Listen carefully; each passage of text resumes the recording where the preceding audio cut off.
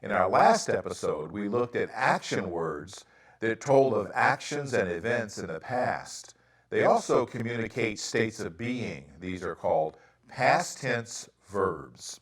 Now, the rule for showing events in the past is to add a D or an ED to the end of a present tense verb. Here are some examples. Humans arrived in America from Asia. They crossed the land bridge. They hunted megafauna like mammoths and mastodons. They adapted to changes in environment. Some verbs show the past in a different way. These are called irregular verbs. Here are some examples. Much of Earth's water froze into ice. Early Americans found areas where they could survive. They became skilled at making weapons. Some went to areas that were warmer. They made spear points. Ocean levels rose later. Now, these regular and irregular verbs are both considered the past simple, we say, simple past tense. They do a great job of communicating events and actions that took place in the past.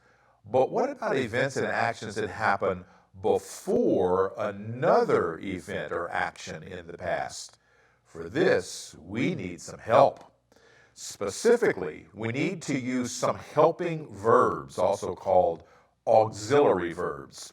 When an event happened in the past and is no longer happening, we need to use the helping verb had. In that event, if that event happened in the past and is still taking place, then we use the helping verb have or has. Had and have, these are the verbs that help other verbs that show events or actions. Now let's look at some of those actions from the past. Here are two events. People from Asia crossed the land bridge into America. Ocean levels rose to flood the land bridge. These events happened at different times, but they both happened in the past, and they both stopped happening. So we're going to see, or actually we're going to use the helping verb had to communicate this. People from Asia had crossed the land bridge before ocean levels rose to flood the land bridge. We could have composed the sentence without the word had, but using that helping verb added to the emphasis, this is called the past perfect tense. In this case, it makes it clear that crossing the land bridge stopped once the bridge was flooded. The past perfect tense requires both the helping verb and the verb's participle. The verb's what? Okay, the participle is a verb form that must have a helping verb. Now this is getting pretty muddy. Let's look at a way that helps clarify all this. This chart shows the forms of verbs. The first column, or the first row I should say, is the present tense. In this case, the verb cross. Let me redo here we go. Okay, cross, the middle column, and that's in the present. Okay, crossed is the past tense, and cross, the last column, shows the participle, which in this case is crossed. So we use the participle crossed with the helping verb had to write had crossed. Simple, right? Oh, but hold it. The participle is not always going to be the same as the simple past. Let's consider the ocean level and what happened to it. The word rise is a present tense verb. Since rise is an irregular verb, the past tense is rose. The participle is not rose, it's risen. Remember, you can't use the participle by itself.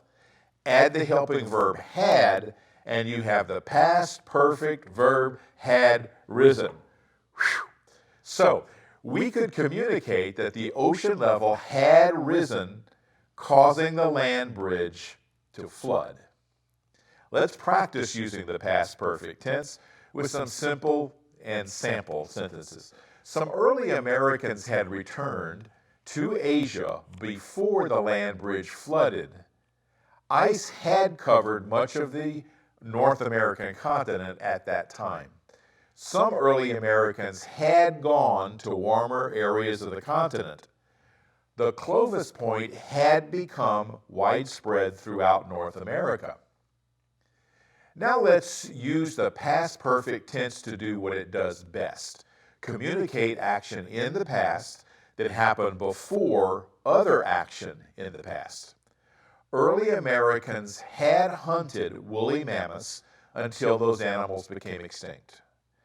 Megafauna had lived in many areas of the continent before the climate change.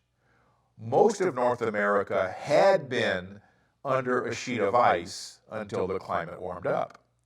The Clovis point had become the most widely used in the Southwest until the Folsom culture adopted a different spear point. Notice that each of these sentences uses a helping verb and a participle: had hunted, had lived, had been, had become.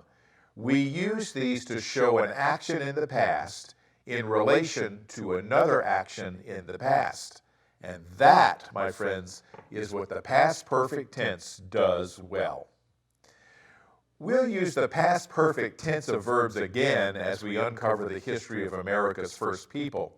As you learn English comprehension, you'll recognize when verbs are in the right form and when they're not. Meanwhile, there are charts to help you learn the forms of verbs, including their participles. I'll have a chart, in fact, posted on my website, letscreate.org. From the home page, click on Native American Unit, then navigate to the episode 81 page.